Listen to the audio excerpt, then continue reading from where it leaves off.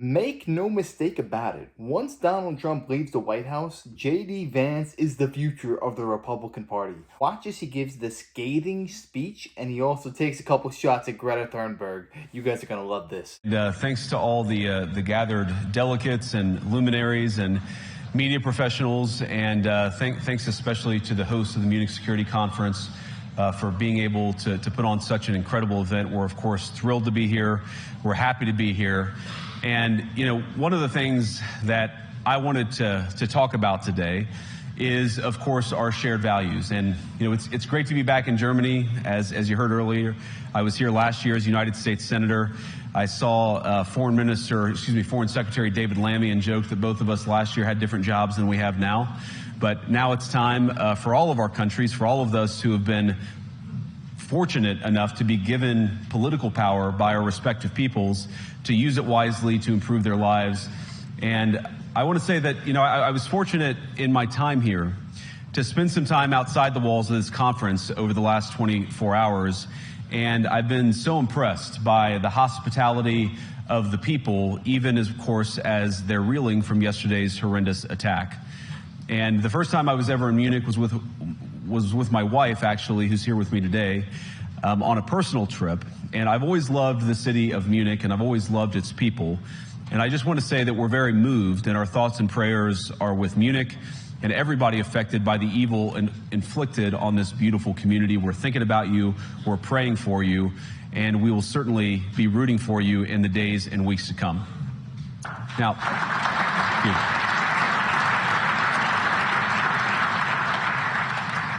I hope that's not the last bit of applause that I get, but we gather at this conference, of course, to discuss security, and normally we mean threats to our external security. I see many great military leaders gathered here today.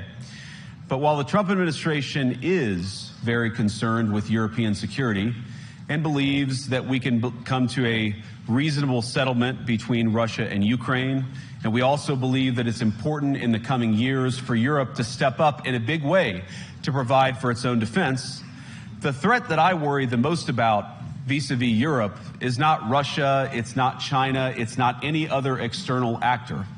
And what I worry about is the threat from within, the retreat of Europe from some of its most fundamental values, values shared with the United States of America. Now, I was struck that a former European commissioner went on television recently and sounded delighted that the Romanian government had just annulled an entire election. He warned that if things don't go to plan, the very same thing could happen in Germany, too. Now, these cavalier statements are shocking to American ears. For years, we've been told that everything we fund and support is in the name of our shared democratic values. Everything from our Ukraine policy to digital censorship is billed as a defense of democracy. But when we see European courts canceling elections and senior officials threatening to cancel others, we ought to ask whether we're holding ourselves to an appropriately high standard. And I say ourselves because I fundamentally believe that we are on the same team. We must do more than talk about democratic values, we must live them. Now, within living memory of many of you in this room, the Cold War positioned defenders of democracy against much more tyrannical forces on this continent. And consider the side in that fight that censored dissidents, that closed churches, that canceled elections. Were they the good guys? Certainly not. And thank God they lost the Cold War. They lost because they neither valued nor respected all of the extraordinary blessings of liberty. The freedom to surprise, to make mistakes, to invent, to build. As it turns out, you can't mandate innovation or creativity, just as you can't force people what to think, what to feel, or what to believe. And we believe those things are certainly connected. And unfortunately, when I look at Europe today, it's sometimes not so clear what happened to some of the Cold War's winners. I look to Brussels, where EU commissars warn citizens that they intend to shut down social media during times of civil unrest the moment they spot what they've judged to be, quote, hateful content. Or to this very country, where police have carried out raids against citizens suspected of posting anti-feminist comments online as part of, quote, combating misogyny on the internet, a day of action. I look to Sweden, where 2 weeks ago the government convicted a Christian activist for participating in Koran burnings that resulted in his friend's murder. And as the judge in his case chillingly noted, Sweden's laws to supposedly protect free expression do not, in fact, grant, and I'm quoting, a free pass to do or say anything without risking offending the group that holds that belief. And perhaps most concerningly, I look to our very dear friends, the United Kingdom, where the backslide away from conscience rights has placed the basic liberties of religious Britons in particular in the crosshairs. A little over 2 years ago, the British government charged Adam Smith Connor, a 51-year-old physiotherapist and an Army veteran, with the heinous crime of standing 50 meters from an abortion clinic and silently praying for 3 minutes. Not obstructing anyone, not interacting with anyone, just silently praying on his own. A lot of these countries are failing nations. There are people walking in through the border one day, committing the most heinous crimes the next, and then a British citizen sees this on the news, puts out a Facebook post about it, and he's the one that's locked up. What type of clown world are we living in where that's happening? First off, who gets to decide what you can and cannot post on social media? This should be an open platform where anybody can say whatever the heck they want. Who is the arbiter of truth and who's the arbiter of what is right and what's not right? They keep saying America is so oppressive, Donald Trump's a dictator, this, that, and the other. Like, would you ever like to take a look into the mirror? Do you see what you're doing to your own citizens? This is disgusting. J.D. Vance is completely right in calling out these freaking hypocrites because they try and take the moral high ground like they're so high and mighty. Whereas, if you ask me, these people are violating basic human rights and their ability to express themselves and give their own opinions. And demanded to know what he was praying for. Adam replied simply, it was on behalf of the unborn son he and his former girlfriend had aborted years before. Now, the officers were not moved. Adam was found guilty of breaking the government's new buffer zones law, which criminalizes silent prayer and other actions that could influence a person's decision within 200 meters of an abortion facility. He was sentenced to pay thousands of pounds in legal costs to the prosecution. Now, I wish I could say that this was a fluke, a one-off crazy example of a badly written law being enacted against a single person. But no, this last October, just a few months ago, the Scottish government began distributing letters to citizens whose houses lay within so-called safe access zones, warning them that even private prayer within their own homes may amount to breaking the law. Naturally, the government urged readers to report any fellow citizens suspected guilty of thought crime. In Britain and across Europe, free speech, I fear, is in retreat. And in the interest of comedy, my friends, but also in the interest of truth, I will admit that sometimes the loudest voices for censorship have come not from within Europe, but from within my own country, where the prior administration threatened and bullied social media companies to censor so-called misinformation. Misinformation like, for example, the idea that coronavirus had likely leaked from a laboratory in China. Our own government encouraged private companies to silence people who dared to utter what turned out to be an obvious truth. So I come here today not just with an observation, but with an offer. And just as the Biden administration seemed desperate to silence people for speaking their minds, so the Trump administration will do precisely the opposite, and I hope that we can work together on that. In Washington, there is a new sheriff in town, and under Donald Trump's leadership, we may disagree with your views, but we will fight to defend your right to offer it in the public square, agree or disagree.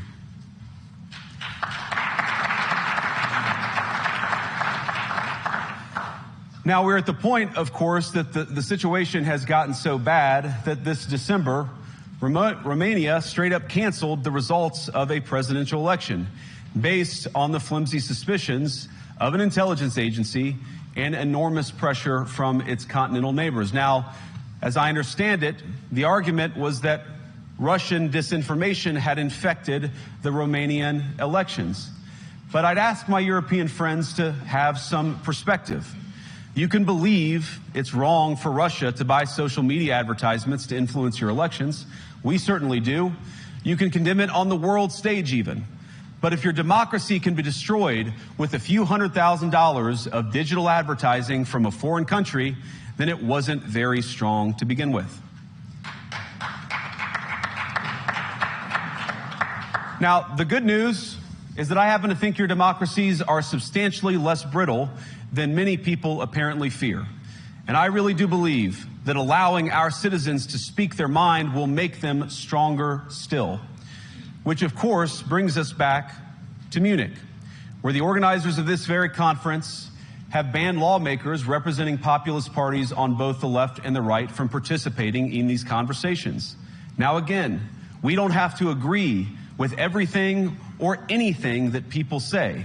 But when political leaders represent an important constituency, it is incumbent upon us to at least participate in dialogue with them. Now, to many of us on the other side of the Atlantic, it looks more and more like old entrenched interests hiding behind ugly Soviet-era words like misinformation and disinformation, who simply don't like the idea that somebody with an alternative viewpoint might express a different opinion or, God forbid, vote a different way or, even worse, win an election. Now, this is a security conference, and I'm sure you all came here prepared to talk about how exactly you intend to increase defense spending over the next few years in line with some new target. And that's great, because as President Trump has made abundantly clear, he believes that our European friends must play a bigger role in the future of this continent. We don't think, you hear this term, burden sharing, but we think it's an important part of being in a shared alliance together that the Europeans step up while America focuses on areas of the world that are in great danger. But let me also ask you, how will you even begin to think through the kinds of budgeting questions if we don't know what it is that we're defending in the first place? I've heard a lot already in my conversations, and I've had many, many great conversations with many people gathered here in this room. I've heard a lot about what you need to defend yourselves from, and of course that's important.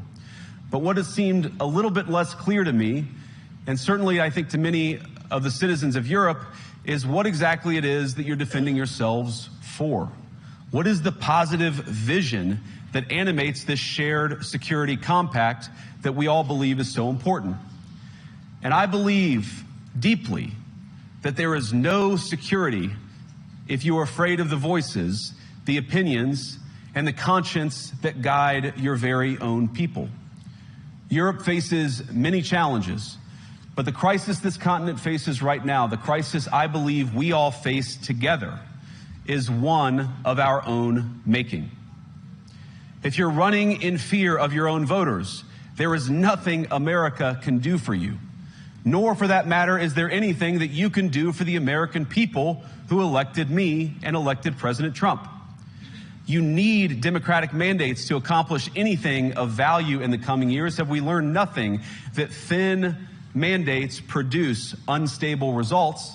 But there is so much of value that can be accomplished with the kind of democratic mandate that I think will come from being more responsive to the voices of your citizens. If you're going to enjoy competitive economies, if you're going to enjoy affordable energy and secure supply chains, then you need mandates to govern, because you have to make difficult choices to enjoy all of these things. And of course, we know that very well in America. You cannot win a democratic mandate by censoring your opponents or putting them in jail. It's honestly a tale as old as time. If you want to look back, who are the good guys and bad guys in history? Those who engage in censorship and try and silence the other side, more often than not, they are always the side to be feared. So Romania has been trying to take people off of election ballots. Ukraine, one of their biggest allies, stopped having elections. In Germany, they were talking about taking a political party completely off the ballot. What happened to the will of the people? Shouldn't the masses decide who rules over them? If you ask me, it's almost a direct parallel to what was happening in the United States under Joe Biden. They tried everything that they could to take Donald Trump off the ballot. They were trying to say he was unconstitutional, he got impeached twice. They said it was an insurrection. They tried taking him off social media. They tried putting him in jail. They tried putting a bullet in his head. Like, give me a break. What's so wrong with having free and fair elections and letting the masses decide who's in charge? That's what democracy is all about. Where in reality, if you ask me, they're tyrannical, because if you don't agree with them, they're going to silence you any way that they possibly can. Well, hats off to JD Vance for not fearing these people and telling it like it is. And you know every single one of them are pissed. Just look at the facial expressions of every single one. They all have a scowl on their face. They just can't wait until he stops speaking. Can you win one by disregarding your basic electorate on questions like who gets to be a part of our shared society? And of all the pressing challenges that the nations represented here face, I believe there is nothing more urgent than mass migration. Today, almost 1 in 5 people living in this country moved here from abroad. That is, of course, an all-time high. It's a similar number, by the way, in the United States, also an all-time high. The number of immigrants who entered the EU from non-EU countries doubled between 2021 and 2022 alone, and of course it's gotten much higher since. And we know this situation, it didn't materialize in a vacuum. It's the result of a series of conscious decisions made by politicians all over the continent and others across the world over the span of a decade. We saw the horrors wrought by these decisions yesterday in this very city. And of course, I can't bring it up again without thinking about the terrible victims who had a beautiful winter day in Munich ruined. Our thoughts and prayers are with them and will remain with them. But why did this happen in the first place? It's a terrible story, but it's one we've heard way too many times in Europe and unfortunately too many times in the United States as well. An asylum seeker, often a young man in his mid-20s, already known to police, rams a car into a crowd and shatters a community. How many times must we suffer these appalling setbacks before we change course and take our shared civilization in a new direction? No voter on this continent went to the ballot box to open the floodgates to millions of unvetted immigrants. But you know what they did vote for? In England, they voted for Brexit, and agree or disagree, they voted for it. And more all over Europe, they're voting for political leaders who promise to put an end to out-of-control migration. Now, I happen to agree with a lot of these concerns, but you don't have to agree with me. I just think that people care about their homes, they care about their dreams, they care about their safety and their capacity to provide for themselves and their children. And they're smart. I think this is one of the most important things I've learned in my brief time in politics. Contrary to what you might hear a couple mountains over in Davos, the citizens of all of our nations don't generally think of themselves as educated animals or as interchangeable cogs of a global economy. And it's hardly surprising that they don't want to be shuffled about or relentlessly ignored by their leaders. And it is the business of democracy to adjudicate these big questions at the ballot box. I believe that dismissing people, dismissing their concerns, or worse yet, shutting down media, shutting down elections, or shutting people out of the political process protects nothing. In fact, it is the most surefire way to destroy democracy. And speaking up and expressing opinions isn't election interference. Even when people express views outside your own country, and even when those people are very influential. And trust me, I say this with all humor, if American democracy can survive 10 years of Greta Thunberg scolding, you guys can survive a few months of Elon Musk. But what no democracy, American, German, or European, will survive is telling millions of voters that their thoughts and concerns, their aspirations, their pleas for relief are invalid or unworthy of even being considered. Democracy rests on the sacred principle that the voice of the people matters. There's no room for firewalls. You either uphold the principle or you don't. Europeans, the people, have a voice. European leaders have a choice. And my strong belief is that we do not need to be afraid of the future. You can embrace what your people tell you, even when it's surprising, even when you don't agree. And if you do so, you can face the future with certainty and with confidence, knowing that the nation stands behind each of you. And that, to me, is the great magic of democracy. It's not in these stone buildings or beautiful hotels. It's not even in the great institutions that we have built together as a shared society. To believe in democracy is to understand that each of our citizens has wisdom and has a voice. And if we refuse to listen to that voice, even our most successful fights will secure very little. As Pope John Paul II, in my view, one of the most extraordinary champions of democracy on this continent or any other, once said, "Do not be afraid." We shouldn't be afraid of our people, even when they express views that disagree with their leadership. Thank you all. Good luck to all of you. God bless you. I'll tell you what, my respect for JD Vance just skyrocketed because he went into the lion's den right here and he told it like it is and he had no fear of any backlash. And did you see how smug some people in the audience were? There was a guy who was actively laughing while JD Vance was speaking. How disrespectful do you want to try and be? The United States wants to be allies with this country. We want to get along. We want to promote good values. We want to give people the opportunity to choose who is representing them in their government. Is that just a radical concept? What's so funny about that, guy? Sometimes you just have to deliver the harsh truth because this is reality. These countries have gone completely out of control, and a lot of these countries are not the same countries they were 10, 15, 20 years ago because they're letting migrants in by the boatload and they have no regulations and checks on who's actually coming into that country. Do you think that Britain's culture is exactly the same today as it was 20 years ago? Absolutely not. Their culture and their way of life is being diluted. Do you think that you can just walk into Japan, walk into China, and not even try to assimilate yourself into their way of life? Do you think they're going to let that fly? No, that's not going to happen. Crime is running rampant in all of these countries. You hear about stabbings almost every single day in London. These countries are just failing nations, and they need strong leadership to go in there and fix it. JD Vance should have struck a chord with every single person in that audience, and they should have said, you know what? He's actually not telling any lies. This is all facts.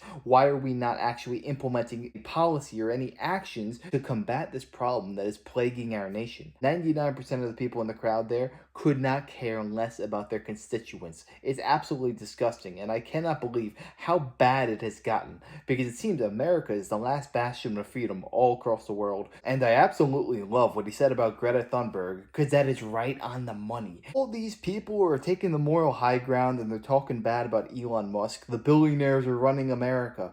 No, he's just the most successful man in the world today, and he's willing to take time out of his own life, lose billions of dollars to help this country that he loves so dearly. What's so bad about that? You put Greta Thunberg up on a pedestal. Meanwhile, Elon Musk is treated with just utter disrespect. These people are absolutely sickening. And not only that, I heard 2 days ago that the EU is trying to put a $1 billion fine on Elon Musk. These people are sick and pathetic. I don't know how anybody votes these people into power. But yeah, let me know your thoughts on this down below. Do you think that the EU and all these countries here will get their act together and they'll right the ship and they'll elect somebody like a Donald Trump? Or do you think their countries are just going to start plummeting down like the way they are going right now? Let me know. I'd love to know your thoughts. And if you enjoyed, make sure to smash on like, comment, subscribe, and wish you guys nothing but the best. Till next time.